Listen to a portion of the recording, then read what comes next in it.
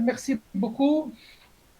Je voudrais tout d'abord vous dire combien je suis honoré et combien je suis heureux de participer, même partiellement, à ce colloque de lancement des activités de la Société africaine de droit communautaire, SADC, sur l'état du droit communautaire en Afrique. Et je voudrais adresser toutes mes félicitations à ceux qui ont pris l'initiative de créer cette association et d'organiser ce colloque de lancement et de manière plus particulière le directeur scientifique de ce colloque, M. Alioune Sall, professeur titulaire des universités, membre de la Commission de droit international des Nations Unies et ancien juge à la Cour de justice de la CEDEAO. Je vous présente par ailleurs mes excuses de ne participer que partiellement seulement à cette session du colloque, étant donné que actuellement ce colloque coïncide exactement avec la tenue de la 67e session de la Cour africaine des droits de l'homme et des peuples qui se tient à son siège à Arusha. Et indépendamment du fait que nous sommes samedi, vous imaginez la masse de travail que nous avons pour précisément entamer la semaine d'après. Alors, je ne vais pas faire beaucoup d'introductions, vous faire perdre du temps. Je voudrais qu'on passe directement à ce qui est prévu par le programme de cette deuxième session qui porte sur la structuration entamée du droit communautaire en Afrique. L'intitulé même de cette session donne un certain optimisme dans la manière où il parle d'une structuration entamée. Et donc, la structuration n'est pas achevée, la structuration, elle est commencée, et ce qui est important à souligner, c'est que cette structuration avance et ne recule pas. Nous avons 4 communications, 5 même, 1, 2, 5 communications qui sont prévues. Et donc, étant donné les contraintes du temps dans lesquelles nous sommes enserrés, je voudrais prier les différents intervenants de manière très amicale et non pas autoritaire de respecter le temps qui leur est imparti. À l'arrivée à la fin du temps qui est imparti, j'interviendrai pour dire à l'intervenant qu'il doit terminer sa communication. Par conséquent, je prie tout le monde de respecter le temps. La première communication qui est programmée pour cet après-midi, c'est celle de M. Jacques Fleming Niobé du Cameroun, que je présente en 2 mots. La communication portera sur les figures de la référence du droit communautaire en Afrique, contribution à l'anthropologie dogmatique, entre guillemets, ailleurs, un intitulé qui est assez, en quelque sorte, comment dire, assez curieux, et donc qui va susciter précisément notre curiosité. Monsieur le professeur Jacques Fleming Mandang Niobé est titulaire d'un PhD de droit public et d'un master de recherche en sciences politiques. Il est chercheur au Centre d'études et de recherche en droit international et communautaire, le CEDIC, de l'Université de Yaoundé 2 au Cameroun. Donc, je lui donne la parole et je le prie de bien vouloir de respecter les 20 minutes qui lui sont imparties. Vous avez la parole, mon cher collègue.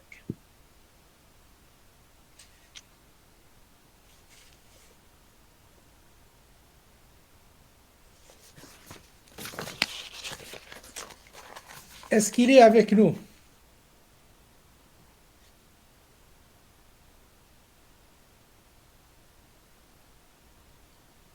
Monsieur Nioubé, est-ce que vous êtes avec nous?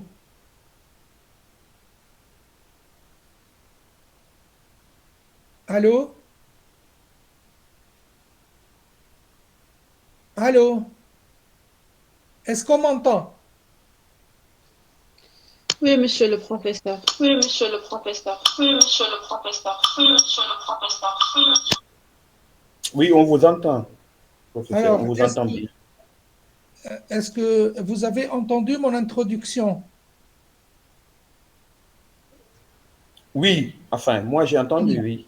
Alors, monsieur Nioubé, vous avez la parole, s'il vous plaît. Vous avez 20 minutes.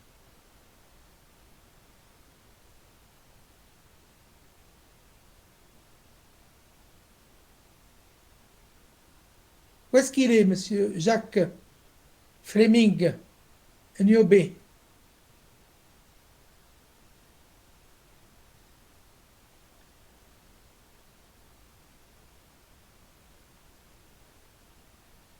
J'ai l'impression que nous avons un problème. Il y a un Il problème de faut peut-être connexion. essayer avec le suivant, je ne sais pas trop. Est-ce qu'on ne pourrait pas Ah, faire avec le suivant présent? d'accord, monsieur Sall. Alors, en attendant que monsieur Nioubé nous rejoigne et peut-être résolve les problèmes techniques, nous allons passer à la deuxième communication prévue pour cet après-midi. Elle sera présentée par monsieur Alié Dial. Elle est intitulée La citoyenneté de la communauté économique des États de l'Afrique de l'Ouest, la CEDEAO, un droit entre existence et complexité.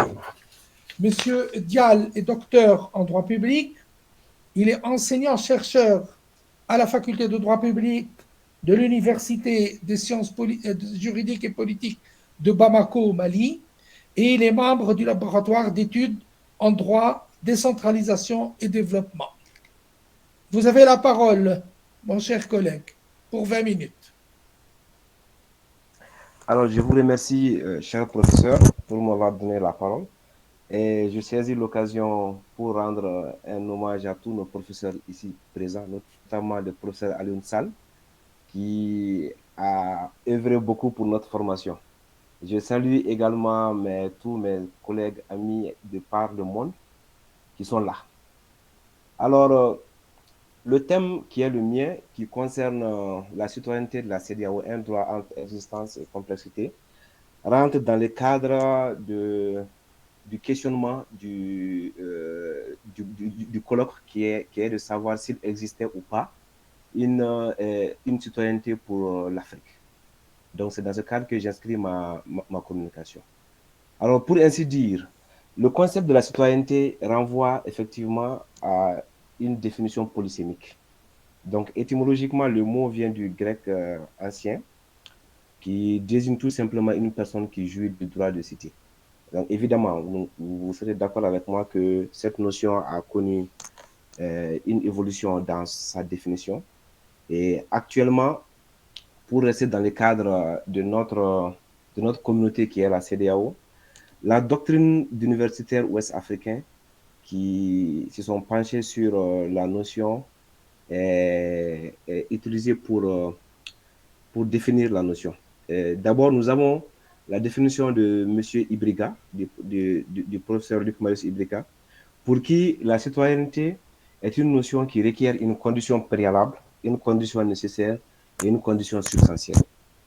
Ainsi, pour la première, il pense qu'avant tout, il faut posséder la nationalité d'un État membre de la communauté, qui est une gage d'une identité collective. La seconde condition qui est nécessaire est en ce sens qu'elle est tributaire de la reconnaissance des prérogatives, d'obligations et des droits de participation à la vie de la collectivité pour les citoyens. La dernière condition qu'il identifie est que cette condition découle de la deuxième, du fait qu'elle préconise l'effectivité du droit, c'est-à-dire pour le citoyen de pouvoir user de ce droit et de ce fait de pouvoir participer à la gestion des affaires publiques de la communauté. Donc, nous voyons que cette définition s'apparente à celle que l'on retrouve à l'intérieur des États.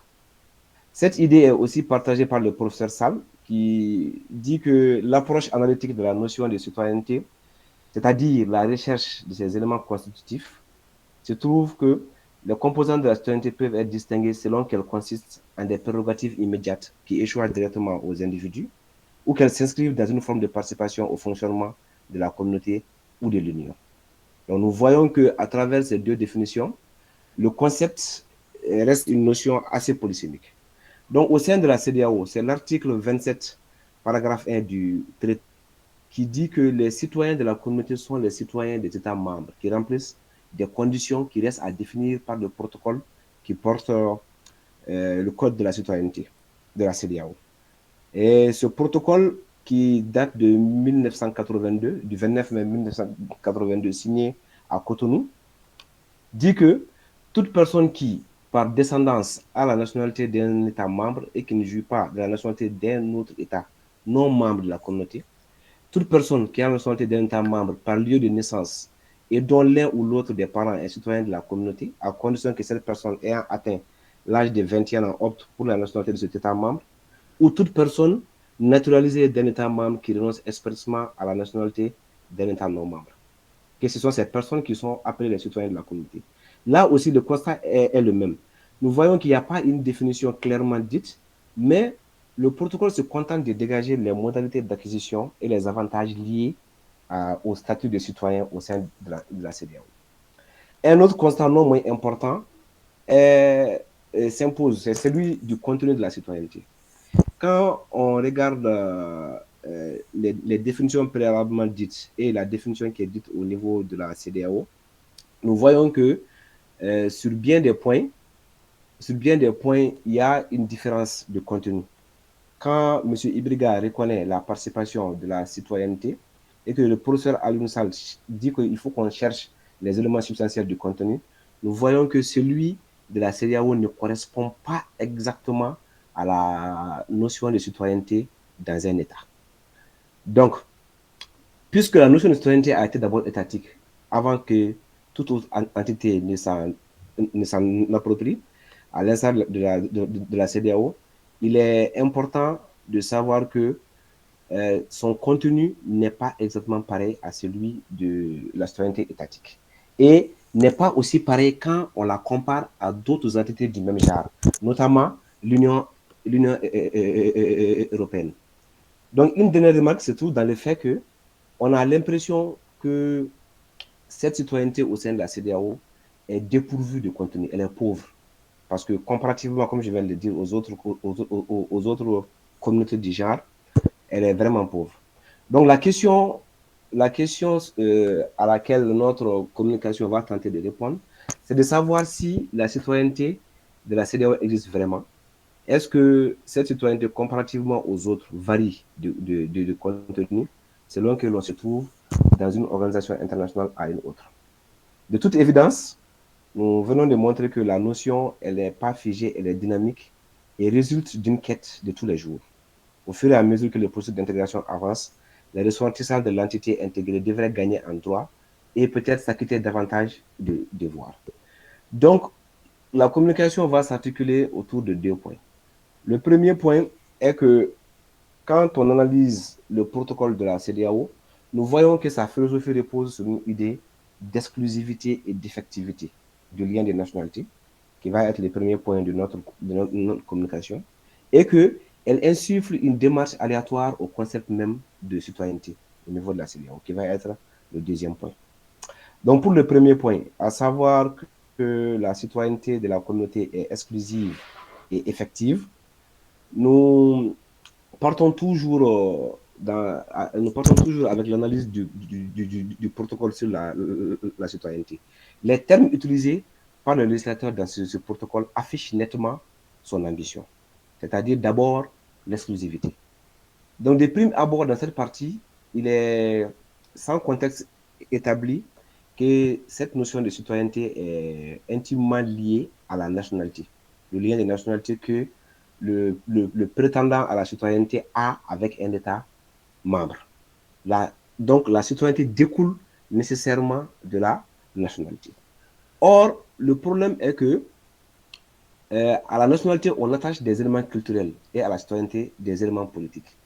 Le national se réfère au statut d'un groupe, alors que la citoyenneté a des éléments politiques. Donc, quand nous regardons la définition qui est proposée par Mancini, qui dit que pour que les individus puissent vraiment prétendre à cette citoyenneté, au-delà du caractère, au-delà du lien de nationalité qui existe entre eux et l'État, il faut qu'il y ait une entité politique qui leur confère ce droit. Donc, ce qui apparemment manque un peu à la CEDEAO. La dimension verticale et la dimension horizontale qui est identifiée par Matala Tala aussi, est que l'appartenance juridique et politique d'une personne à la politique constitutive d'un État. Cette définition est très importante pour nous parce que elle montre le lien entre la nationalité et la citoyenneté, puis décrit l'aspect exclusiviste de la citoyenneté qui découle de la nationalité, qui s'applique dans le cas de la CEDEAO. Elle montre que le droit de la nationalité est un droit exclusif, est un droit d'exclusion, puisqu'il répartit les personnes en catégories, les nationaux et les étrangers dont les droits sont inégaux. La citoyenneté est donc une continuité de la nationalité, dans ce sens qu'elles se définissent tous deux par opposition à l'étranger, excusez-moi.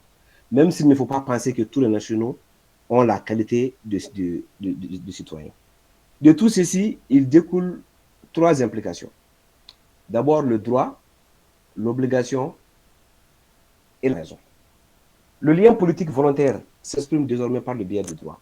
Ce lien politique engendre des obligations par un engagement à long terme pouvant permettre une participation du citoyen à la formation de la loi. Mais cela n'est possible que pour un citoyen doté de raison, c'est-à-dire censé gérer rationnellement sa conduite. Et jouant pleinement son rôle supranational, le protocole de la CEDEAO relatif à la citoyenneté implique l'éviction de toute autre citoyenneté concurrente, conférant ainsi un caractère exclusif à la citoyenneté de la communauté. En effet, l'article 1, paragraphe 1 du protocole qui définit la citoyenneté de la communauté comme étant toute personne ayant la nationalité d'un État membre ne manque pas d'imposer à cette personne de ne pas jouir de la nationalité d'un État non membre de la CEDEAO. Alors que cela reste un peu curieux parce que tout en reconnaissant les droits du sol et du sang qui est utilisé par les États pour accorder la nationalité à un individu, le protocole exige que cet individu ayant acquis une nationalité de l'un des États membres par cette voie, d'opter à sa majorité, c'est-à-dire à l'âge de 21 ans, exclusivement pour la nationalité du pays membre de la communauté. C'est-à-dire renoncer expressement à toute autre nationalité de tout autre pays non membre de la communauté.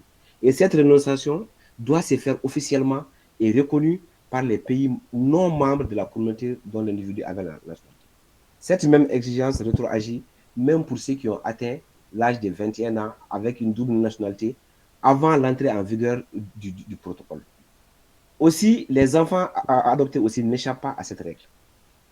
Ensuite, pour les autres cas, tels que les personnes nationales, les personnes qui sont naturalisées et les enfants adoptés, comme je viens de le dire, elles doivent, en plus de la renonciation expresse de toute autre nationalité étrangère à la communauté, résider de façon effective et continue dans un État membre. Ce qui est vraiment inverse à l'idée de choix qui existe en droit international. En fait, la citoyenneté communautaire de la CEDEAO peut aussi se perdre dès lors que l'exigence d'exclusivité entrevue pour tous les cas d'acquisition de nationalité est enfreinte. Ainsi, l'établissement permanent dans un État non membre de la communauté, l'acquisition ou l'attribution d'office de la nationalité d'un État non membre de la communauté, ou encore sur demande express, sont tous des cas menant à la perte automatique de la citoyenneté de la communauté. Il en est de même pour les naturalisés qui se livreraient à des activités non compatibles avec la qualité des citoyens ou préjudiciable aux intérêts fondamentaux d'un ou de plusieurs États de la communauté. Alors, la citoyenneté de la CEDEAO obéit aussi à une exigence d'effectivité. Effectivité par rapport au lien de nationalité. Voilà, 5 minutes.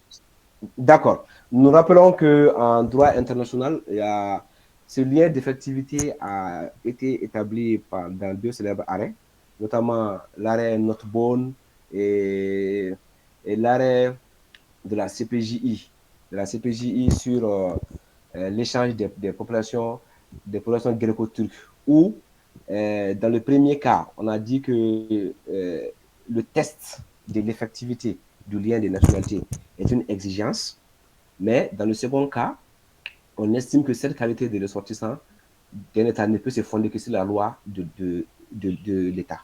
Donc ainsi, l'effectivité et l'exclusivité sont 2 caractères vraiment de la citoyenneté de la CEDEAO. La deuxième partie de ma communication, qui montre la complexité du droit de la citoyenneté de la CEDEAO, est qu'elle est aussi aléatoire. Elle est aléatoire dans ce sens qu'il y a certaines de ces notions qui restent floues, et aussi il y a une disharmonie entre les législations des pays membres en matière de nationalité. Parce que quand vous prenez le lien d'effectivité qui est exigé et effectivité par rapport à la nationalité, cela sous-entend que tous les pays membres qui ont la capacité d'offrir cette nationalité ont la même législation, alors que ce n'est pas le cas. Donc, cela serait une disharmonie, parce que là où la citoyenneté de la CEDEAO donne des exigences qui peuvent être incompatibles avec les droits des pays membres. Ça, c'est le premier point de la deuxième partie. Le second point veut parler des notions qui sont floues à l'intérieur. Par exemple, ici, nous prendrons juste le cas de la résidence effective et continue d'une durée de 15 ans qui est demandée à tout ressortissant d'un État membre qui veut acquérir la nationalité de la CEDEAO. Donc, vous imaginez si on doit obligatoirement rester dans un pays membre de la communauté pendant 15 ans pour prétendre à la citoyenneté, cela méconnaît les nécessités de voyage, de pérégrination pour même des objectifs professionnels. Donc, voilà un peu les complexités et la difficulté qu'il y a à acquérir la nationalité, la citoyenneté au sein de la CEDEAO. Donc, pour conclure, nous pouvons dire que s'il est vrai que la citoyenneté de la CEDEAO est normativement établie, il n'est pas faux aussi de dire que son contenu et son acquisition relèvent d'une complexité frôlant souvent même l'insécurité juridique. Il est impérieux que ce protocole soit mis à jour pour s'adapter aux réalités sociales de la sous-région et aussi à la mutation de l'intégration africaine tout court. Je vous remercie.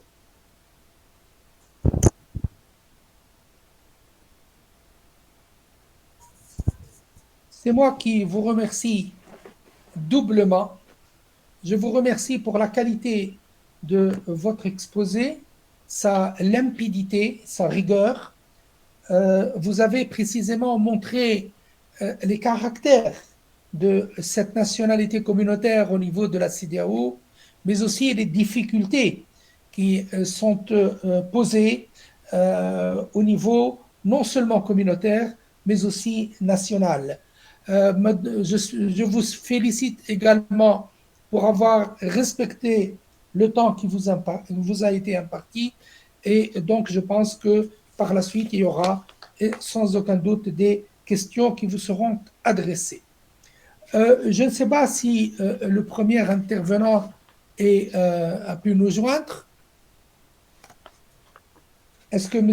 Jacques Fleming Niobé est avec nous? Toujours non, je pense. Donc, on passe à l'intervenant suivant, M.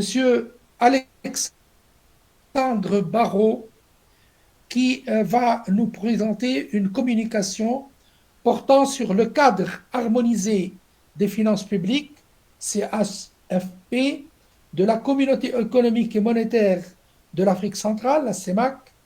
Il a intitulé cela une révolution, c'est-à-dire une deuxième évolution du droit communautaire financier de l'Afrique centrale. Monsieur Barrot est doctorant en droit public à l'université Jean Moulin Lyon 3, à laquelle me lient des liens et des souvenirs impérissables, notamment avec notre collègue très regretté Stéphane Doumbé-Billet. Il fait partie de l'équipe de droit public de Lyon et il est rattaché au Centre d'études et de recherche financière et fiscale où il effectue une thèse en finances publiques sur la démarche de performance dans la gestion financière des États de l'Afrique centrale, réflexion sur le cadre harmonisé des finances publiques de la CEMAC. Donc, c'est dans le cadre de son projet de thèse qu'il présente cette communication. Monsieur Barrot, vous avez la parole pour 20 minutes. Bonjour, est-ce qu'on m'entend parfaitement? Oui, on vous entend et on voit un lion qui nous fait peur à l'écran. Ouais, en fait, j'évite de mettre la Voilà. visio pour les raisons de connexion. Mettez-le quelques secondes pour qu'on vous voit. Ensuite, éteignez la caméra.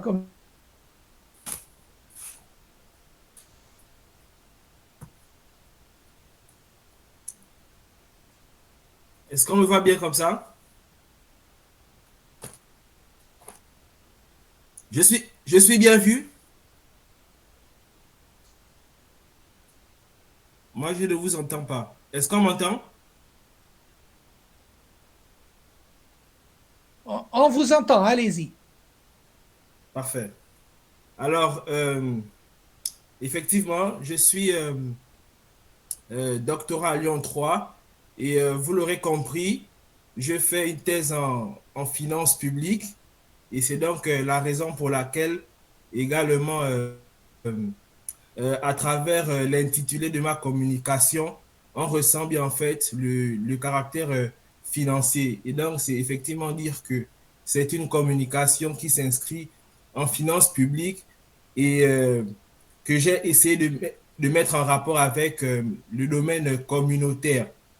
Donc, je suis très content du fait que mon sujet ait été retenu parce que en fait c'était assez compliqué pour moi de mettre à la fois en fait ce lien de connexion entre les finances publiques des États d'Afrique centrale et le cadre juridique et financier qu'a mis en place la CEMAC.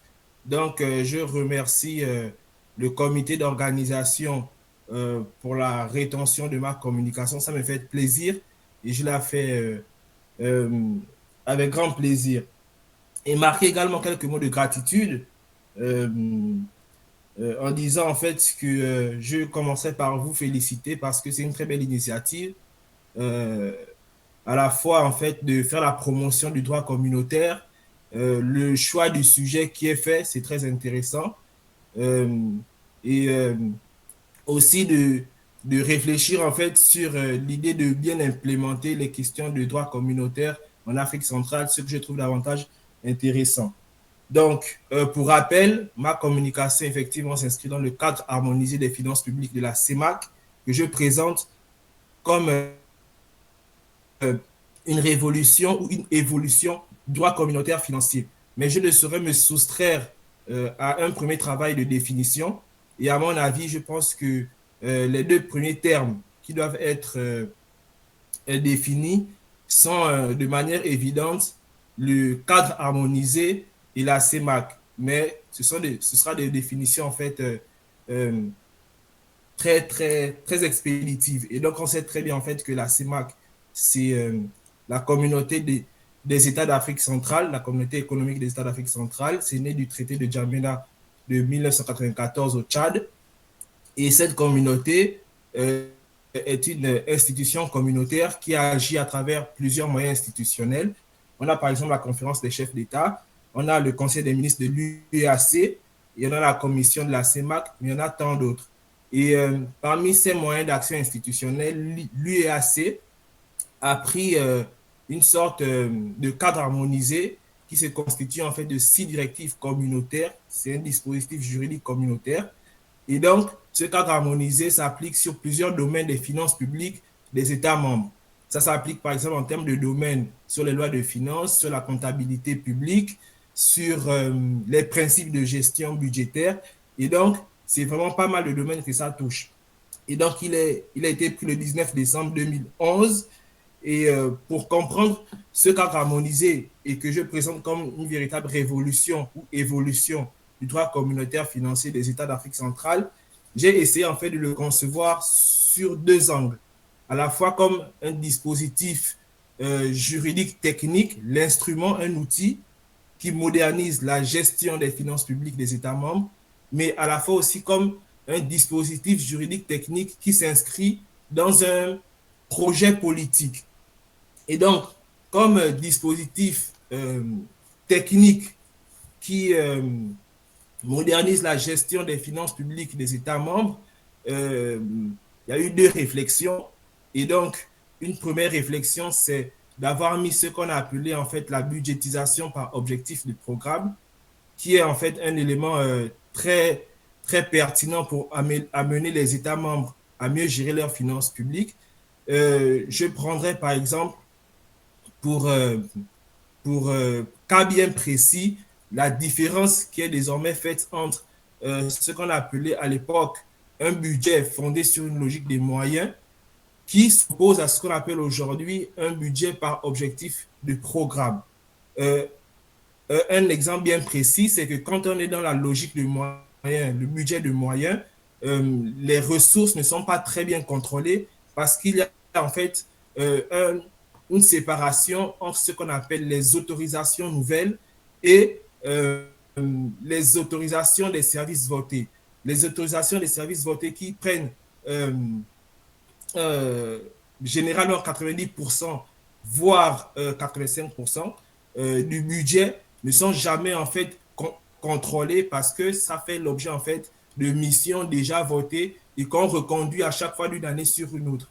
Alors que à côté, il n'y aura que 10% du budget qui sera contrôlé et ce qu'on appelle les autorisations nouvelles. Donc, il y a un contrôle parlementaire qui ne se focalise que sur 10% du budget en laissant 90% sans être contrôlé au prétexte que c'est déjà voté. Il s'agit en fait de missions très importantes. Donc, on se rend compte que dans la logique des moyens, les contrôles parlementaires ne sont pas très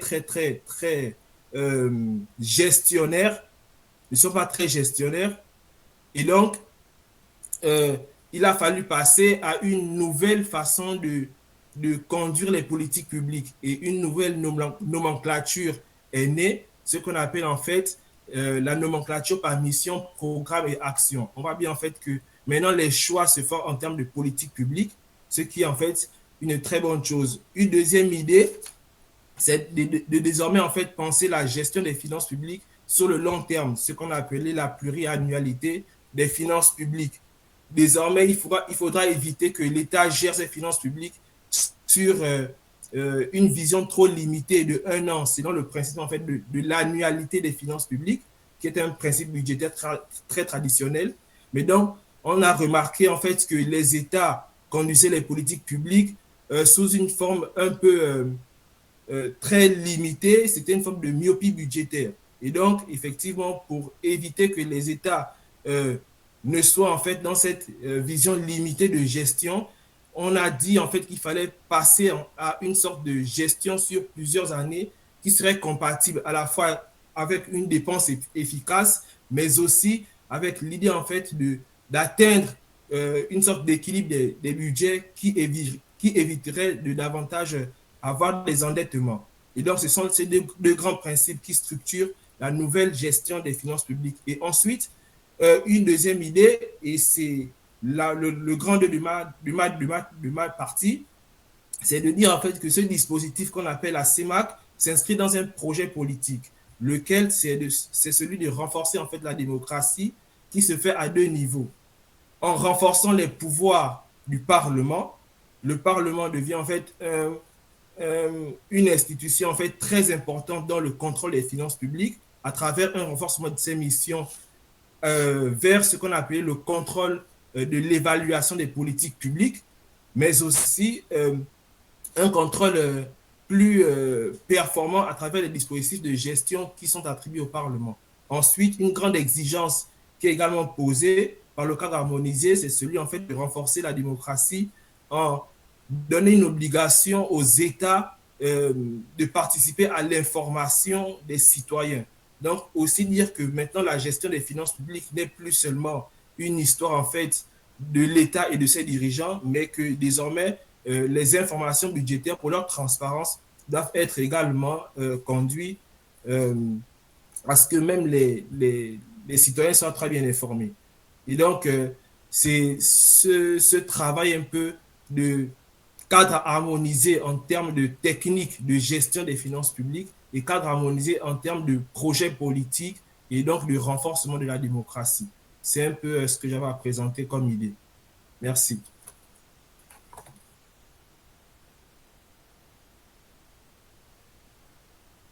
Merci beaucoup, cher Alexandre, pour cette présentation de ce cadre harmonisé des finances publiques, parce que, en effet, tout travail communautaire passe par l'harmonisation d'un certain nombre de politiques publiques et parmi les plus importantes, celle des finances publiques, si on veut véritablement établir un système, un espace communautaire commun avec une liberté de circulation des biens et des personnes. Évidemment, il faut que les règles financières soient adaptées les unes aux autres. Merci infiniment aussi d'avoir aussi respecté le temps et même de nous avoir fait gagner du temps. Madame Sene Bouyachen est l'intervenante suivante.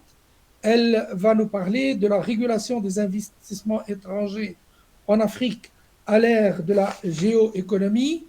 Madame Sene Bouyachen est doctorante en droit international des investissements à l'université Mohamed V de Rabat au Maroc. Mes salutations à mes amis marocains. Vous avez la parole. Je vous remercie, Monsieur le Président, et je remercie tous les copanélistes ainsi que tous les participants, professeurs, docteurs et étudiants. Alors, vous m'entendez déjà? Tout le monde m'entend? C'est bien? Oui, allez-y, ça passe très bien.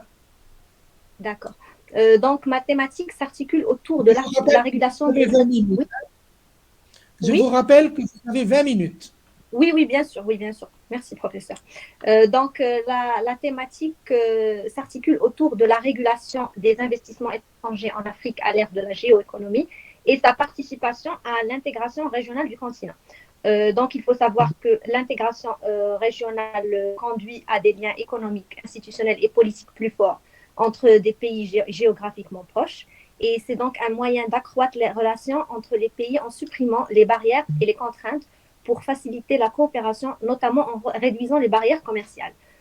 Pour établir et maintenir l'intégration régionale, les pays doivent prendre des décisions communes relatives à la politique étrangère du groupe régional vis-à-vis du reste du monde, ainsi que décider de la portée du processus d'intégration en termes d'interdépendance du groupe régional et régler les questions relatives à la politique économique commune à adopter et enfin convenir du degré d'interdépendance dans l'intégration économique et régionale et sa possible variation. Donc l'objectif premier de l'Afrique est désormais de s'éloigner d'un modèle de croissance basé sur la consommation et l'exportation de biens occidentaux pour se dire vers un modèle de développement plus durable en fondant une nouvelle stratégie de diversification économique et d'industrialisation sur ces ressources naturelles. L'intégration va permettre aux pays les plus pauvres d'Afrique de retrouver leur place au sein du continent sans renoncer à leur identité. La nécessité donc de cette intégration est née suite à la prolifération de problèmes effectifs auxquels sont confrontés les États africains sur divers plans. Pour atteindre ces objectifs, il faudra mettre en place des stratégies et des réglementations nouvelles et porteuses, notamment pour tirer parti des avantages des investissements internationaux et les utiliser en faveur du développement durable. Donc, l'intérêt serait de répondre aux enjeux africains de la régulation des investissements étrangers dans ce nouvel ordre juridique post-croissance. Concernant le volet interne, les objectifs seraient principalement l'élaboration d'un réseau d'investissement intra-africain respectant le développement durable, l'instauration d'une coopération sud-sud, mettant en exergue la réforme structurelle du continent et ainsi réduire l'impact négatif des anciens traités. Et tout cela serait la projection à l'extérieur de l'Afrique de principes et de valeurs propres aux Africains, via la mise en place d'un partenariat avec les États qui vont respecter la politique des États africains. La tentative de mise en cohérence matérielle et procédurale des deux volets est primordiale et s'observe à travers la mise en place de certains instruments et actions que l'on tentera de mettre en lumière. Donc, nous tenterons de parler de l'évolution globale du droit de la régulation des investissements en Afrique, en prenant notamment à partie les contributions aux considérations relatives aux droits de l'homme, la défense de l'intérêt public qui a progressivement intégré la pratique conventionnelle du droit international des investissements, ainsi que la jurisprudence internationale. On peut noter donc l'intégration des juridictions régionales dans ces problématiques. Les États africains ont instigé l'intégration régionale afin de se réunir autour d'un projet commun qui les lie par leur histoire, mais également par leurs racines communes.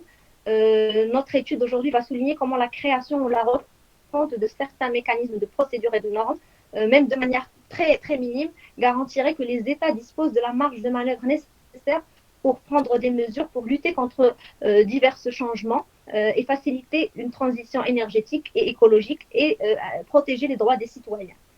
Les changements proposés seraient un bénéfice également pour l'investisseur en fournissant des normes plus claires et en gérant ces diverses attentes. Ces évolutions sont donc une opportunité de construire un système économique et juridictionnel africain plus équitable, transparent et fiable. Nous traiterons ainsi l'évolution de la COMESA, la Communauté de développement d'Afrique australe, la CEDEAO, l'UEMOA et en petite partie l'OADA également. Notre problématique est donc de savoir dans quelle mesure les CER participent-elles à africaniser la régulation des investissements étrangers. Les CER ont en effet fait évoluer certaines normes afin de protéger les investisseurs africains, mais également ont mis en place des mécanismes permettant de contrebalancer les prérogatives absolues des investisseurs. Plusieurs auteurs ont abordé ces sujets, notamment Denter Eric et Graziano Tarsito dans l'ouvrage The Role of African Regional Organization que vous pourrez consulter. Donc, en première partie, nous analyserons la restructuration régionale de la régulation des investissements étrangers en Afrique. Et en deuxième partie, nous parlerons de cette nouvelle pratique et de ces nouveaux instruments mis en place par les CER. Donc, nous entamerons avec la restructuration régionale de la régulation des investissements, principalement avec l'évolution normative africanisée des CER en matière d'investissement. On peut notamment citer l'accord de la zone commune d'investissement du COMESA qui a été adopté en 2007. Cet outil a été mis en place pour donner lieu à un climat concurrentiel entre les investisseurs sans pour autant en laisser certains. Et en 2017, les États membres de la COMESA ont décidé de lui donner un nouveau souffle afin d'en faire un véritable outil pour répondre aux nouveaux enjeux du marché commun en matière d'investissement. En raison de son caractère rénovateur, cet accord révisé est l'un des rares à prendre en considération le niveau de développement des États dans la protection des investissements et des investisseurs. Cette approche démontre déjà de la volonté de réparer certains déséquilibres. L'accord sur la zone commune d'investissement de la COMESA prévoit l'application du traitement national et du traitement de la nation la plus favorisée aux investisseurs issus des pays de la COMESA. Cet instrument juridique diffère des TVI précédents par une nouvelle approche adoptée également par les autres CER qui tend à créer une nouvelle approche africaine énonçant une nouvelle manière d'appréhender les normes de traitement et les clauses accordées aux investisseurs étrangers. À cet égard, vous pouvez lire les ouvrages du professeur Makan Beng. Mais en revanche, en cas d'expropriation de la part de l'État, l'accord accorde des conditions d'indemnisation rapides et adéquates selon chaque situation.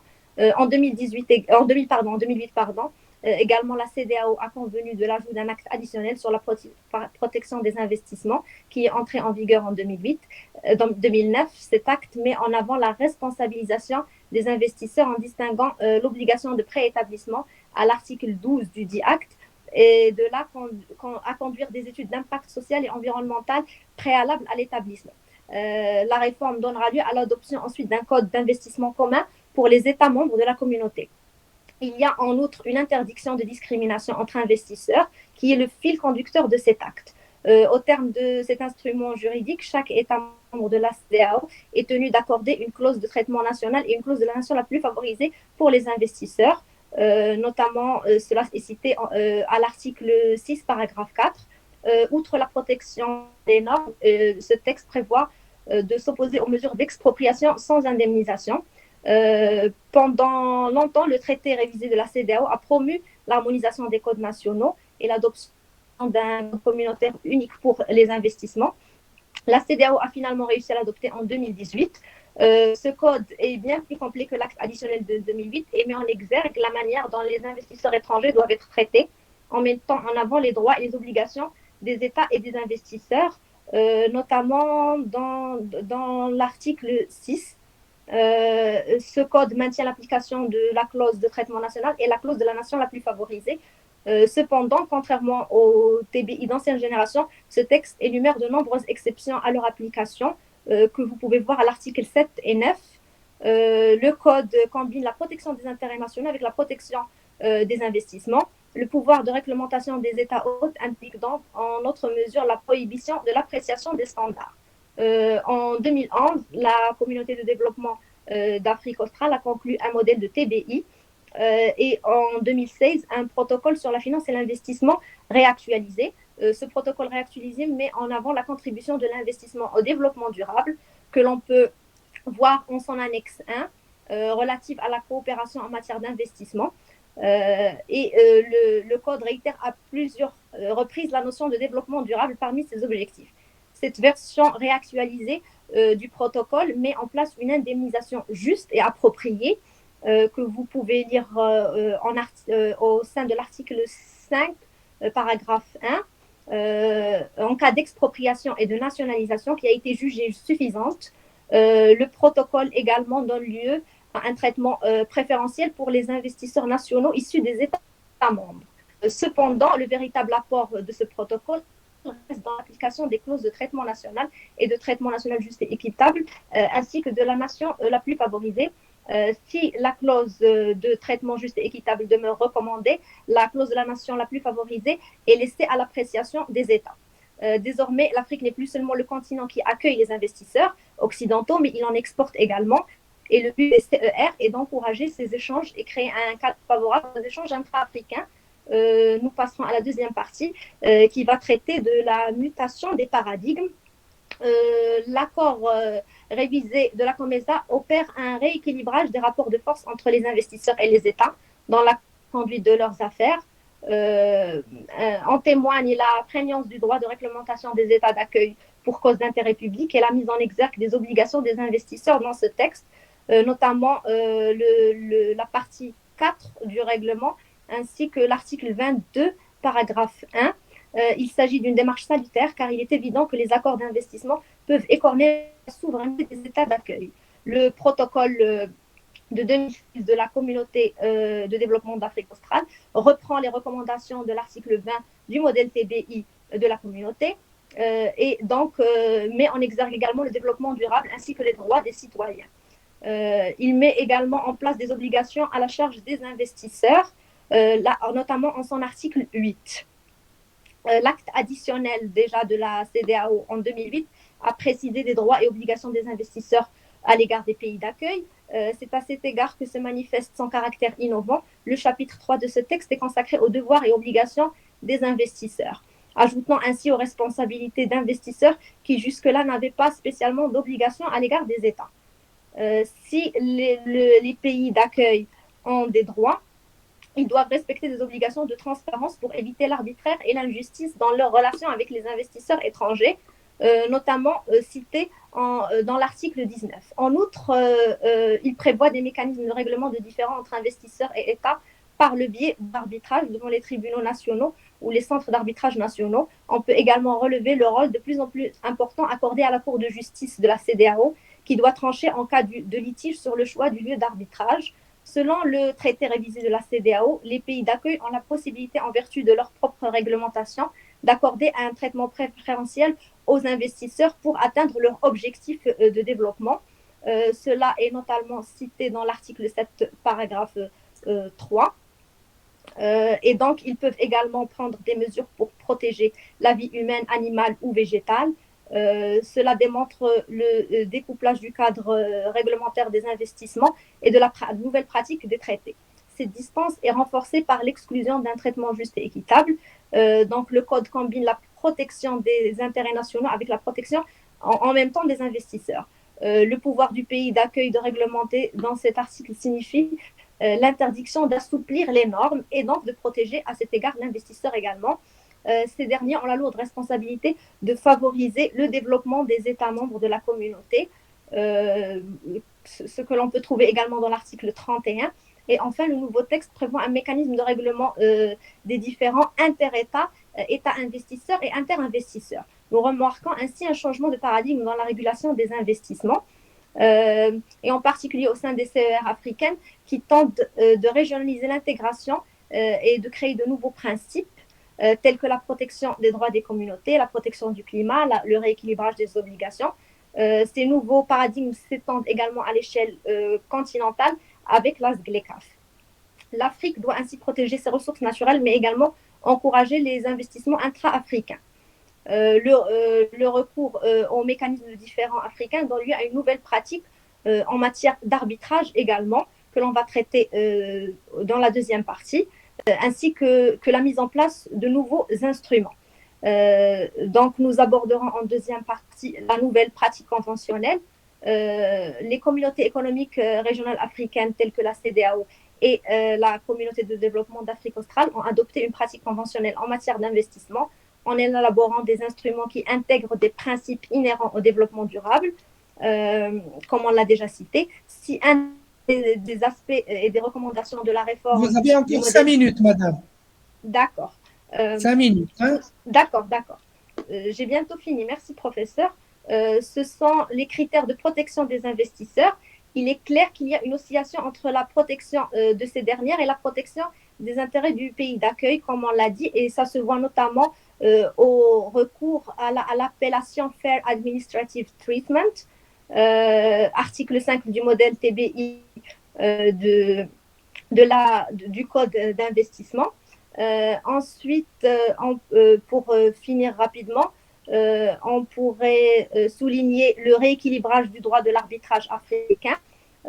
Malgré que l'Afrique manque de capacité technique et d'expertise, l'espace OHADA et son acte uniforme sur le droit de l'arbitrage, inspiré de la loi CNUSI, démontre cet effort de l'Afrique pour arbitrer les différends et tenter par tous les moyens d'attirer les investisseurs dans des centres d'arbitrage nationaux qui ont fleuri depuis 2018 un peu partout en Afrique. On pourrait aussi citer parmi les difficultés africaines le manque de procédures administratives légères qui rendent les investisseurs un peu réticents à investir. Et également, on pourrait encourager le transport riverain, les ports riverains. On pourrait aussi encourager la Banque africaine à réduire les barrières commerciales et également encourager la concurrence et encourager la médiation qui a été déjà encouragée à divers égards par les CER au lieu d'avoir recours directement aux arbitrages. Encourager également le transfert de la propriété intellectuelle et l'échange de compétences et le développement des IT. Voilà, on souhaite à l'Afrique de réussir à se placer sur l'échelle internationale et réussir pleinement sa nouvelle approche et sa nouvelle systématisation en englobant toute l'activité et non pas seulement les investissements. Et je vous remercie. Je m'excuse du temps, hein, monsieur le professeur, je m'excuse. Non, ça va, vous n'avez pas dépassé votre temps. Je vous rassure et je vous félicite pour avoir un sujet généralement rébarbatif relatif aux investissements. Vous avez précisément montré cette cohérence relative de ce que vous avez appelé l'africanisation du droit international des investissements. Et de même, vous avez mis en exergue, en quelque sorte, les limites de l'émergence d'un droit véritable des investissements proprement africain. Mais quand même, il y a des efforts qui sont faits et vous les avez mis en évidence. Je vous en félicite infiniment. Nous pouvons passer à l'intervention suivante. Elle sera présentée par M. Zulandis Zankia. Elle portera sur l'évolution de la réglementation des contrats de marché public et le droit communautaire en Afrique centrale. Vous voyez qu'on est dans des thèmes extrêmement techniques, finances publiques, investissement, et maintenant avec l'intervention qui va suivre, les marchés publics. Monsieur Zulandis Zankia est maître de conférence en droit public à la faculté des sciences juridiques politiques de l'université Tshang, département de droit international et communautaire. Il est membre du comité scientifique de 2 revues, la revue de la recherche juridique et politique Université de Douala et la revue tchadienne de droit et sciences politiques de l'Université de N'Djamena. Monsieur Zankia, bonjour, bon après-midi pour moi, et vous avez la parole donc pour 20 minutes également. Vous avez la parole. Merci, monsieur le professeur Raphaël Benachou de me donner la parole pour présenter mon exposé en ce jour. Je dis aussi merci au professeur Aliou Sall qui nous a permis de nous retrouver dans la société du droit international africain pour essayer de dégager l'essentiel des règles qui existent en droit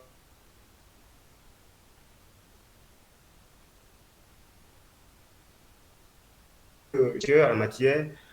Notre travaux de recherche nous ont permis de comprendre à plusieurs niveaux que le droit communautaire africain, il existe. Monsieur Zankia, éteignez votre caméra pour que le son arrive mieux, parce qu'il y a des coupures.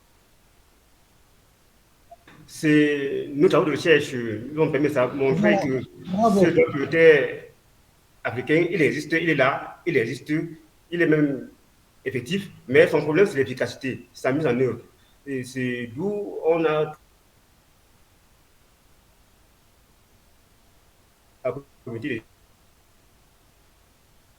ce map qui est la petite Afrique centrale, où on observe une grande matérialisation du droit communautaire dans cette région-là. Et voilà pourquoi, depuis 1999, la CEMAC a mis sur place un ensemble de normes, des règles qui réglementent le secteur des marchés publics et qui n'a pas été souvent suivi par les États membres. En effet, le droit communautaire est un ensemble de normes issues de l'ordre juridique, règles supranationales dont la finalité est de réaliser voie entre les États membres. Donc, dans ce siège-là, nous comprenons que le droit communautaire est un droit. Certains disent qu'un droit qui n'est pas africain, il est européen, mais contrairement au lexique juridique, au lexique qui disait que le droit communautaire, c'est le droit de l'Union européenne ou le droit des communautés européennes, aujourd'hui, en Afrique, il existe des normes communautaires qui s'appliquent et qui sont très souvent mises en application, en œuvre. Exemple, en Afrique centrale, il y a les normes relatives à l'intégration monétaire qui existent, le droit bancaire, qui s'appliquent, mais concordantes. Ce qui montre qu'il y a une avancée, très avancée par rapport au droit communautaire africain qui peut exister. Voilà pourquoi l'aspect bancaire, l'aspect des marchés publics est un aspect qui a été saisi par le droit communautaire dans l'espace SEMA. Et ce qui porte sur ma communication sur l'évolution de la réglementation des normes des contrats de marché public par le droit communautaire en Afrique centrale. En Afrique centrale, l'expression marché public n'a pas été définie par le communautaire, mais la doctrine se concorde à appréhender, à définir le marché public comme un contrat écrit par lequel une personne bénéficiant d'un financement public direct ou indirect confie à une autre personne l'exécution d'une prestation moyennant un prix. Alors, le législateur communautaire de la CEMAC en 1999 n'a pas pu donner des règles qui parvenaient à harmoniser le cadre et d'exécution de contrats de marché public en Afrique centrale. Malheureusement, en 2019, le même législateur est revenu d'une autre norme qui a mis en parenthèse, on pourrait dire, qui a abrogé les normes existantes.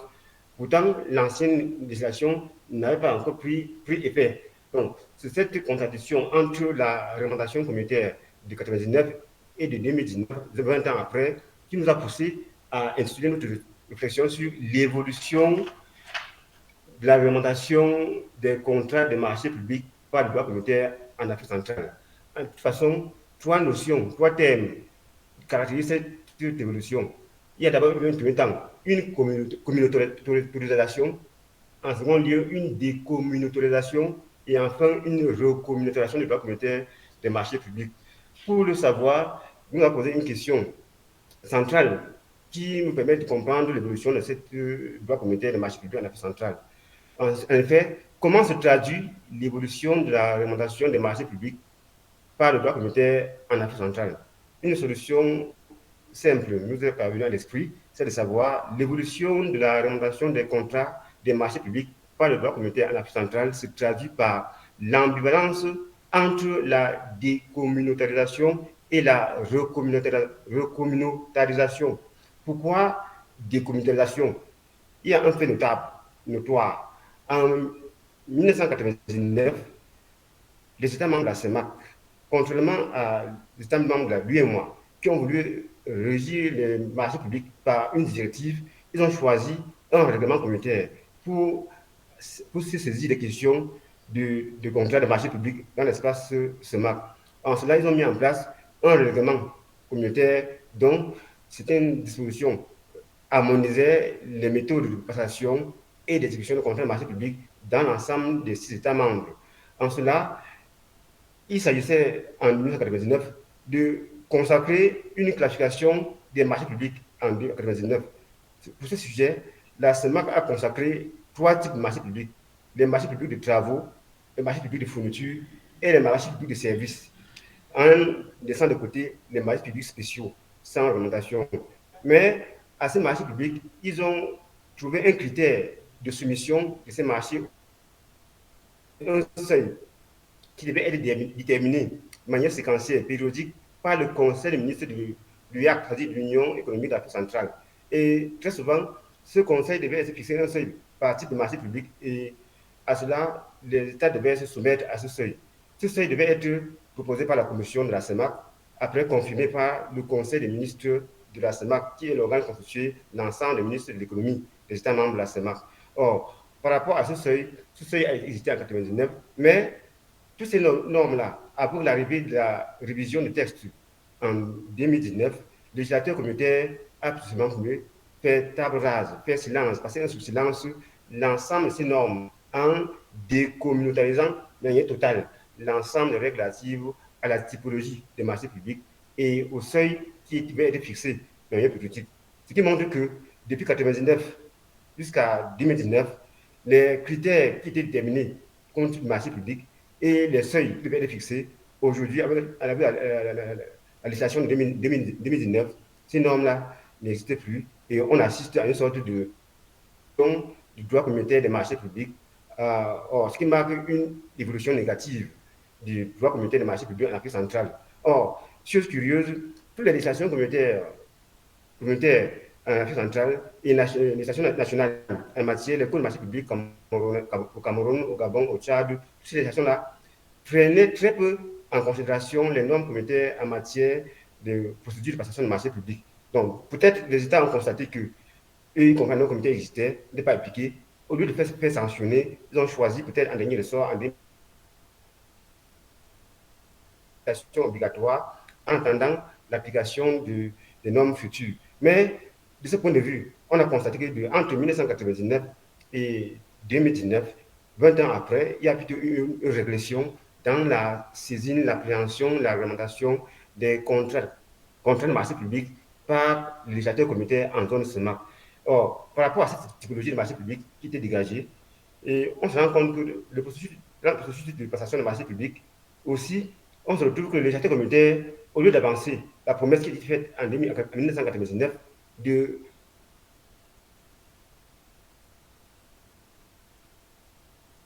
en 2019, au lieu d'avancer, et a procédé à une remonétarisation partielle du cadre social des contrats des marchés publics en Afrique centrale. Une chose qui, pour ceux qui aiment le droit communautaire, qui veulent faire avancer, trouve cela quelque chose à regret par rapport à l'évolution de cette réglementation qui tend plutôt à être dissoute, plutôt à être, au lieu d'être mise en exergue. Or, on retrouve en 2019 que les États membres reviennent sur la table et choisissent plutôt à communautariser une partie du cadre processuel des contrats de marché public, ce qui constitue aussi une régression par rapport à ce qui était prévu en 1999 par rapport au marché public. En 1999, on a constaté qu'il y avait tous les modes de passation de marché public étaient régis par le règlement communautaire SEMAC de 1999 par rapport sur les pratiques étatiques affectant les commerces entre les États membres. Or, sur ce, il y avait le mode de passation de marché public qui devait être l'appel d'offres ouvert.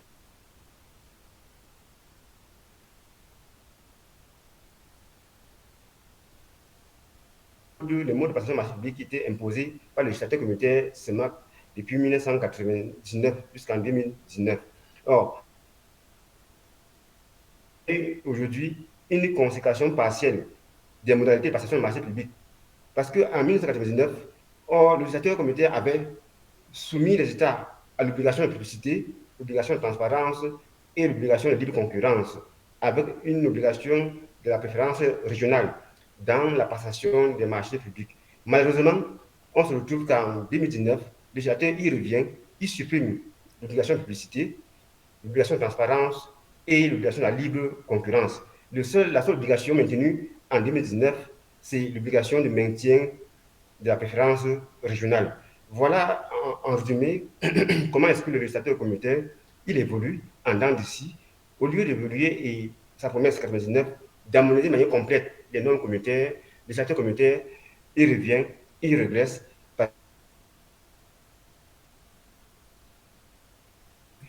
Comme la test communautaire, les tests communautaires portant législation sur les marchés publics. Donc, voilà pourquoi le code de marché public, au lieu de utiliser,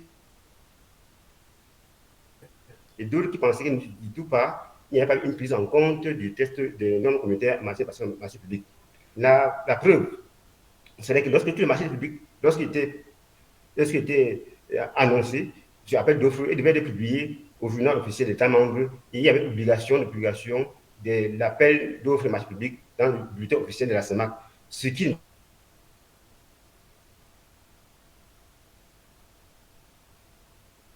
les règles communautaires. Ceci étant une faute, peut-être, comme a dit notre intervenante, c'est manque de volonté politique, mais c'était une faute très grave parce qu'il devait être sanctionné. Or, sanctionné par qui? Par le juge. Or, le juge a compétence en matière dans la procédure de passation de marché public. Et 9, tous les publics devaient être passés sans respecter la procédure d'appel d'offres, sans respecter l'obligation de transparence, l'obligation de publicité et l'obligation de libre concurrence, et y compris l'obligation de par la commission de la CEMAC. En cas de non-respect des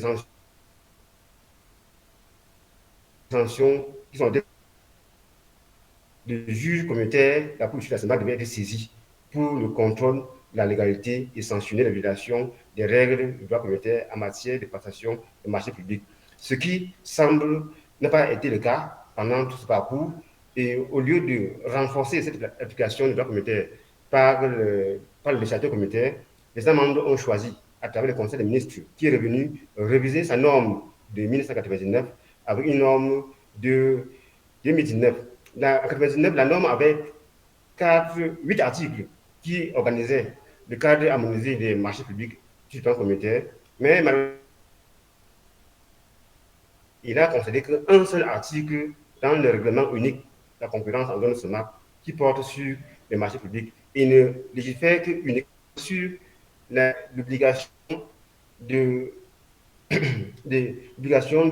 la libre concurrence, l'aspect de la préférence régionale en cas d'égalité des offres entre les entreprises participantes. Voilà comment est-ce que, au lieu de tenir à sa promesse, vous devez régir de manière globale les marchés publics dans l'espace SEMAC. Un certain nombre de... pour ne laisser que la seule obligation de préférence régionale à offre égalitaire.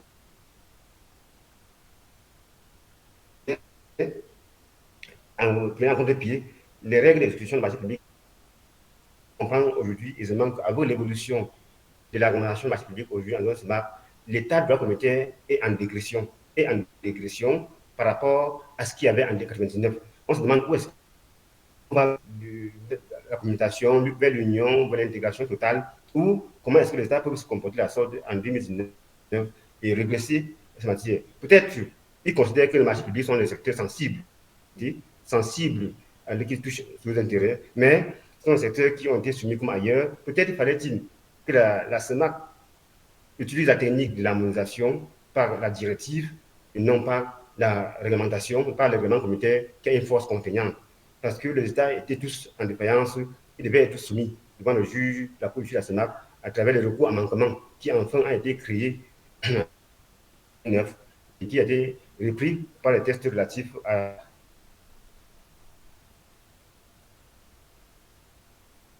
et de l'évolution de droit communautaire dans l'aspect des marchés publics dans l'Afrique centrale. Bien sûr, quand en 1999, l'aspect du contentieux de l'exécution du marché public était réservé à la compétence exclusive des juridictions nationales. Le législateur de 2019 a maintenu cette compétence exclusive devant les juridictions nationales à connaître du contentieux de l'exécution des marchés publics, ce qui fait l'essor l'état actuel qui montre que dans l'aspect des marchés publics, quand on appelle marché public, le législateur communautaire, la communauté de la SEMAC a plus régressé au lieu d'évoluer. Il a d'abord communautarisé en 1999 les marchés publics jusqu'à un certain degré. En 2019, il vient décommunautariser l'organisation communautaire des marchés publics, mais en promettant une législation future qui viendra rendre harmonieux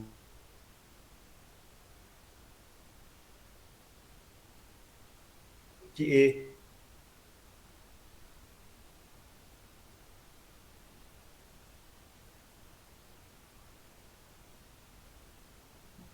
On ne vous entend plus. Monsieur Zankia, on ne vous entend plus. Vous avez une rupture de connexion là.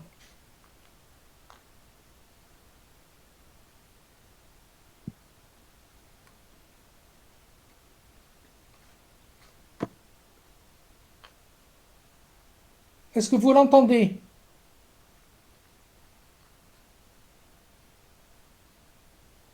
Non. Non. Non. Non, il n'est plus disponible. Il n'est plus en ligne là. Hein. Allô? Monsieur Zankia, est-ce que vous nous écoutez, vous nous entendez?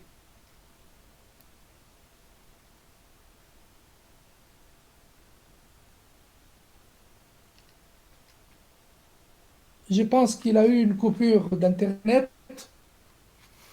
De toutes les manières, si vous ne voyez pas d'inconvénient, en espérant que M. Zankia nous rejoigne de nouveau, vous avez suivi cette communication, malgré les coupures, et ce que nous retrouvons... Oui, sur...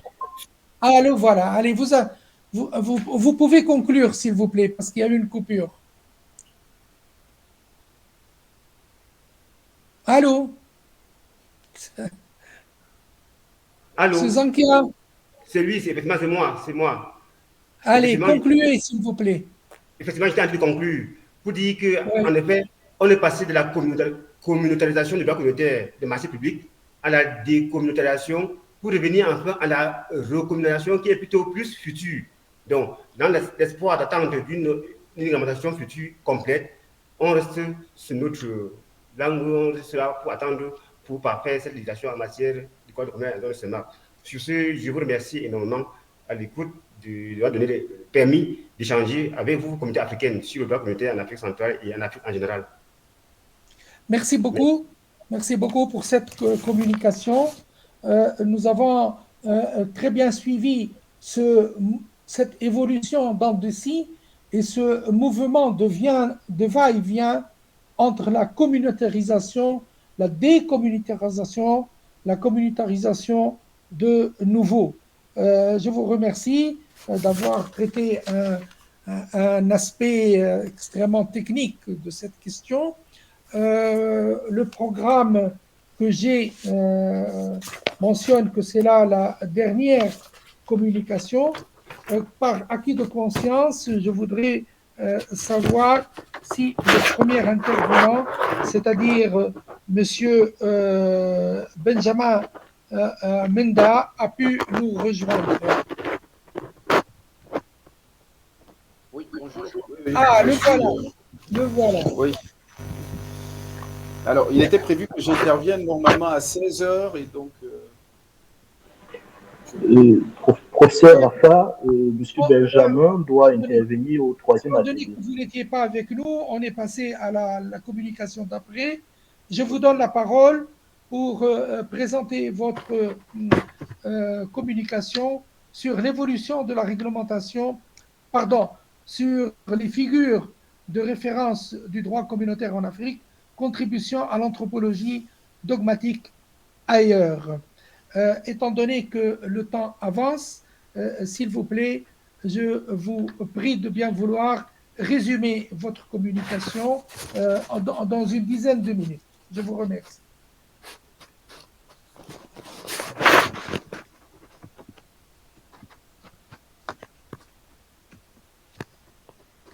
Monsieur Benjamin? Professeur? Oui. C'est à moi. Professeur, vous avez la parole pour 10 minutes. Professeur Benacho, ce n'est pas M. Benjamin qui doit faire cette communication, c'est M.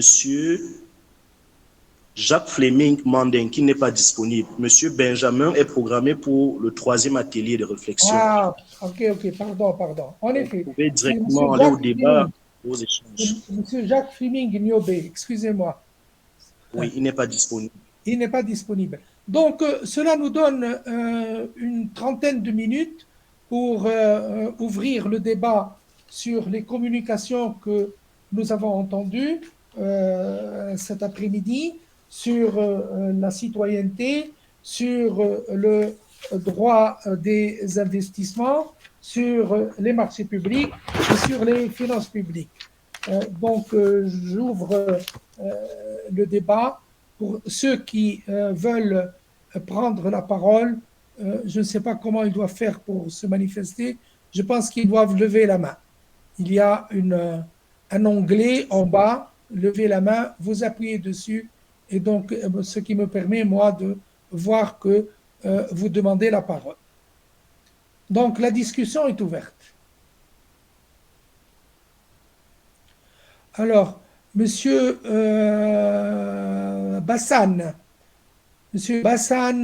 Julie. Ensuite, Monsieur Alexandre Barrault.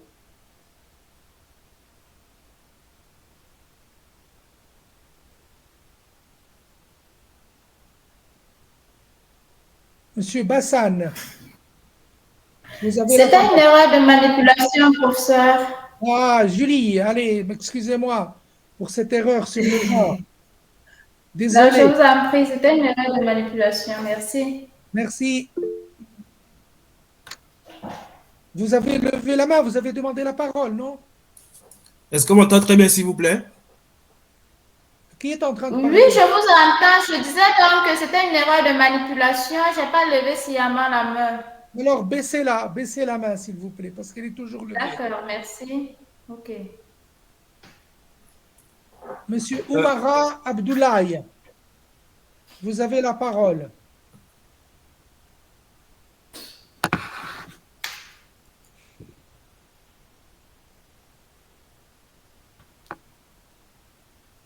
Oumara Abdoulaye.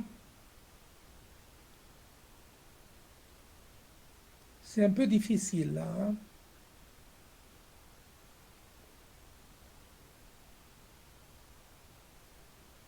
Est-ce qu'il y a quelqu'un d'autre qui demande la parole?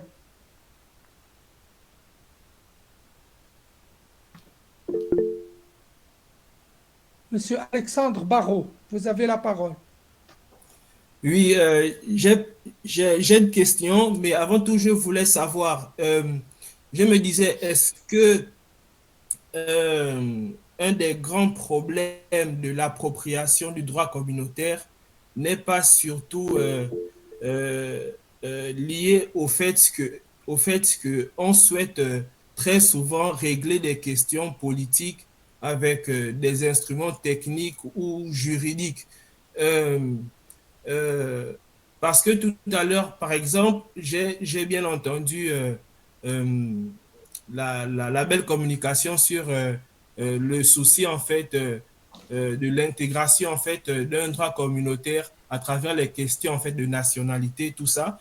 Et il a cité par exemple une jurisprudence Nussbaum et dans le même sens disait en fait qu'il fallait que l'on s'entende sur la définition de la nationalité et mettre en place des législations qui reconnaissent de façon claire et précise ce qu'on entend par nationalité.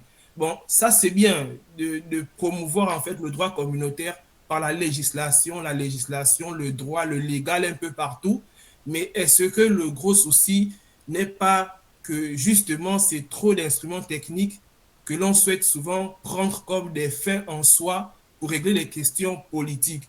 Moi, je pense que tout ce qui est définition de la nationalité, par exemple, tout ça, ce sont en fait des définitions qu'on peut retrouver un peu partout et qu'on n'ignore pas forcément. La nationalité, elle est définie en droit international déjà, à travers, par exemple, la jurisprudence Nussbaum, même si dans le fond, on peut y trouver en fait des questions de politique économique, etc., etc.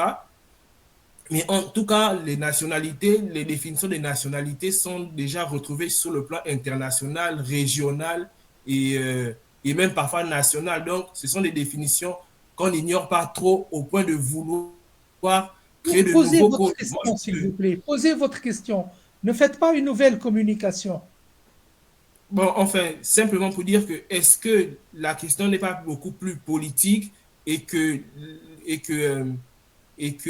la solution n'est pas souvent en fait d'avoir recours à toujours les instruments techniques pour régler les questions politiques et que donc la difficulté de s'approprier du droit communautaire revient toujours de cette idée-là de penser des choses en fait techniques comme solution pour Mais régler les problèmes posez la politiques. question, mais ne répondez pas à la question. C'est pas possible.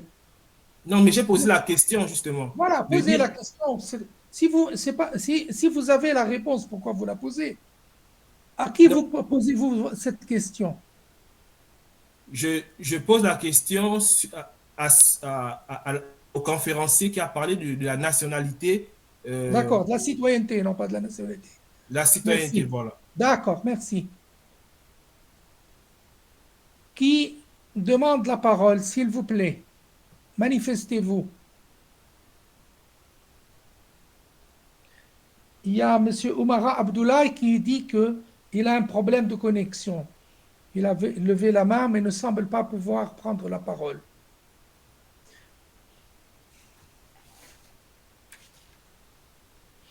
Bien, Monsieur Ilo Dial, voulez-vous répondre à la question qui vient d'être posée? Je vous remercie, professeur. J'ai bien entendu la question et j'aimerais attirer l'attention de M. Barrault. Comme le professeur Ben Achour a eu à le faire, nous parlons ici plutôt de citoyenneté.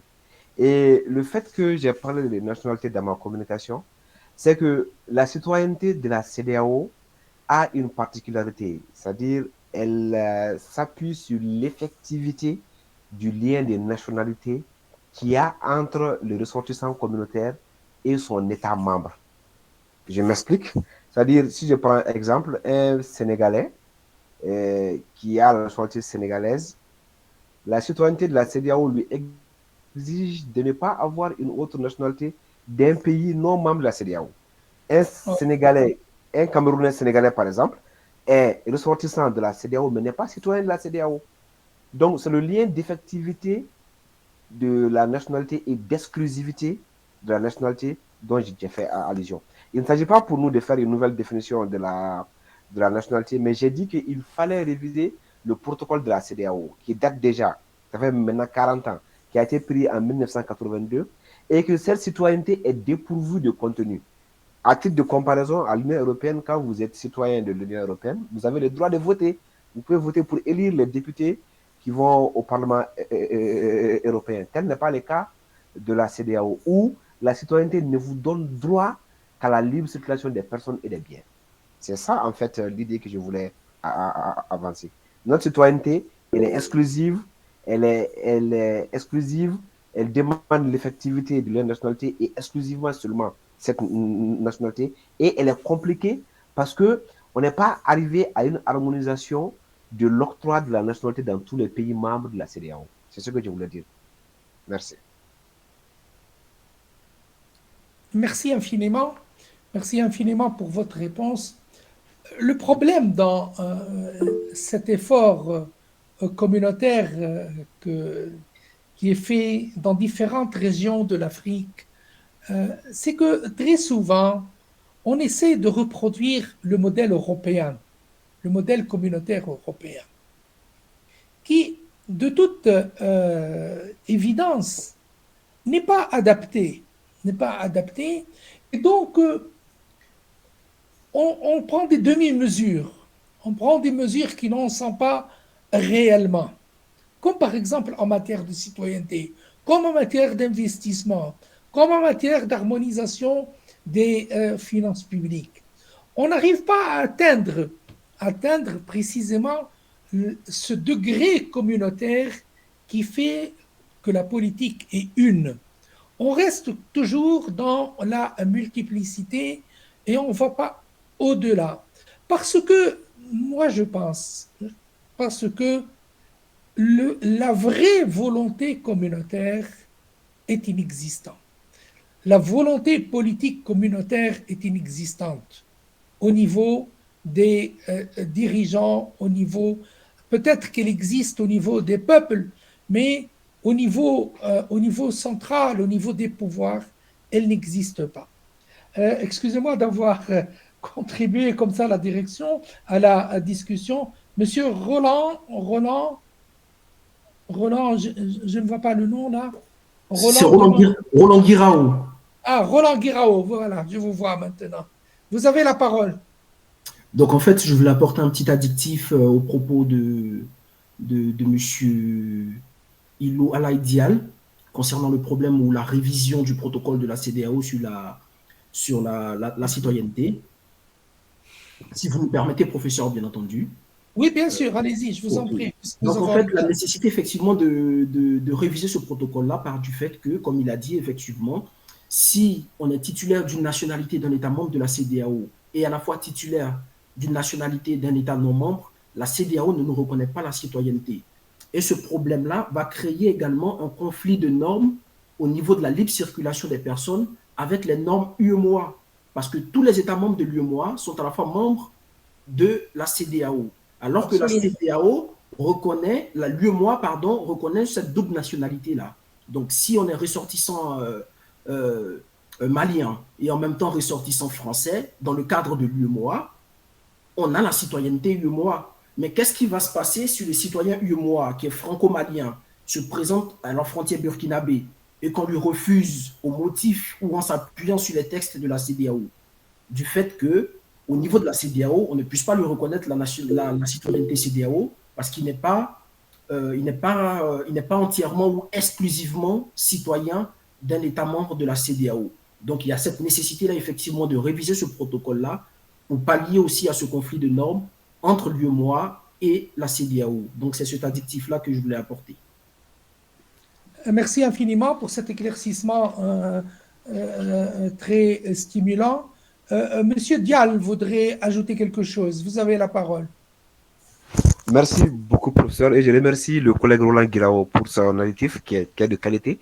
Mais j'aimerais juste attirer l'attention des participants que, en fait, l'UEMOA n'est pas reconnu comme une des communautés économiques régionales sur laquelle l'Union africaine s'appuie pour constituer la communauté économique africaine. Et il y a un accord entre la CEDEAO et l'UEMOA qui fait que partout, en matière de libre circulation des personnes et des biens, partout où les normes de la CEDEAO rencontrent celles de l'UEMOA, celles de l'UEMOA s'auto-limitent et laissent la plénitude des actions des normes de la CEDEAO. C'est pourquoi je n'ai pas parlé de l'UEMOA. Voilà, donc l'UEMOA n'est pas en fait une communauté économique régionale de l'Union africaine. C'est tout ce que je voulais ajouter. Merci. Oui, merci infiniment de le préciser en effet. Monsieur Ali Qayrawani, vous avez la parole, très cher collègue. Merci, chers collègues. C'est toujours un plaisir de vous revoir en attendant une rencontre physique, comme vous le savez. Donc, alors, c'est juste un prolongement de la réflexion du collègue. Et c'est vrai, c'est par rapport aux communautés économiques régionales. Il a raison de soulever que l'UEMOA n'est pas une communauté régionale dans le cadre de l'Union africaine. Et quand même, il y a un accord dont on n'a pas beaucoup parlé, une communauté économique régionale dont on ne parle pas beaucoup, c'est la CENSAD. Et pour moi, ça me tient beaucoup à cœur parce que je sais que notamment la Tunisie et le Maroc font partie de l'accord CENSAD.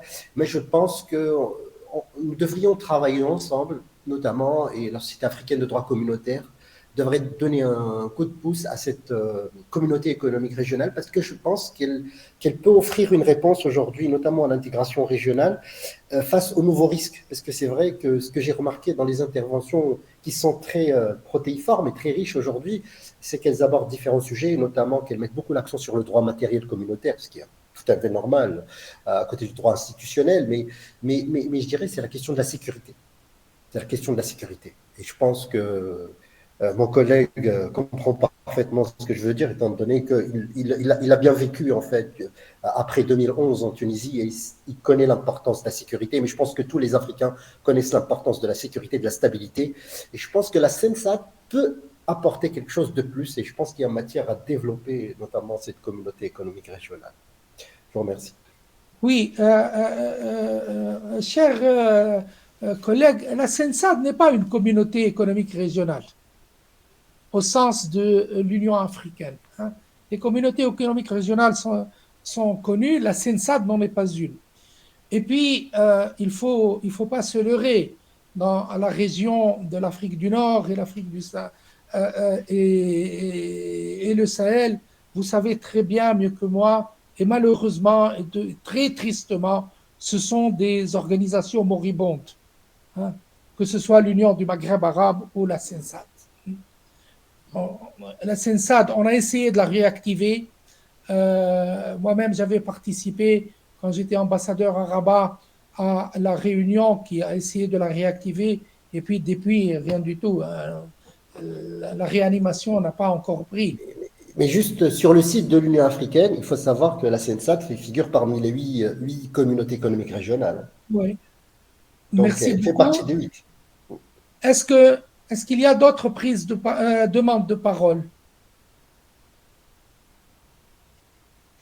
Là, je n'ai pas. Monsieur Tom Jo, vous avez la parole. Monsieur ou Madame Tom Jo. Je m'inquiète un peu de votre affirmation de tout à l'heure lorsque vous dites que CENSAD ne fait pas partie. On vous entend très bien. On ne vous entend pas très bien, excusez-moi. C'est que je m'inquiète un peu. Allô, vous m'entendez? Là, on vous entend, vous avez la... Je disais que je m'inquiète un peu de votre affirmation de tout à l'heure, indiquant que CENSAD ne fait pas partie des CER. Peut-être je me suis mal exprimé. Comme je l'ai dit, ce sont des organisations moribondes, là. la Sensad et l'UMA, elle n'existe que sur le papier, mon cher ami. Donc pour nous, Il y a tellement de problèmes entre les États membres que malheureusement, c'est la triste réalité. La triste réalité. Un État ne parle pas à l'autre, l'autre État a rompu ses relations diplomatiques avec l'autre, il n'y a pas de circulation entre un État et l'autre, etc., etc. Est-ce que vous pouvez me citer une seule réalisation concrète de la Sensad?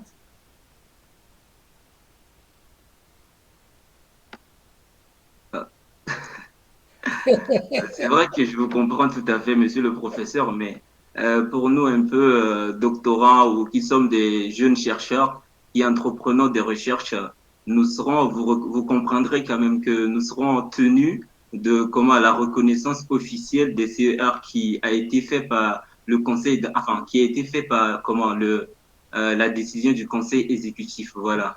Nous, concernant l'aspect pratique, ce qui se fait en amont, nous, franchement, tout ça, on n'a pas la maîtrise de la question. Mais les tests officiels reconnaissent la Sensad comme étant une communauté économique oui, mais est-ce que le fait de dire que c'est une communauté économique fait d'elle une communauté économique? Ok, ça c'est tout le débat un peu doctrinal. Je vous comprends. Merci. Voilà. Je pense qu'on a un peu débordé sur l'horaire de la séance d'après, qui sera présidée par mon collègue et ami, le professeur Ali Khairawani du Maroc. Donc, je vous remercie infiniment. Je renouvelle mes remerciements au président fondateur de l'association de la Société africaine de droit communautaire, Eugène Pascal Parfait Nkili, ainsi qu'au directeur scientifique, le professeur Alioussane, pour l'organisation de ce colloque et pour m'y avoir fait participer, même partiellement. Donc, je vous souhaite une excellente fin de travaux et je passe le flambeau à mon collègue Ali Khairawani. Au revoir. Au revoir. Hein. Portez-vous bien. Hein.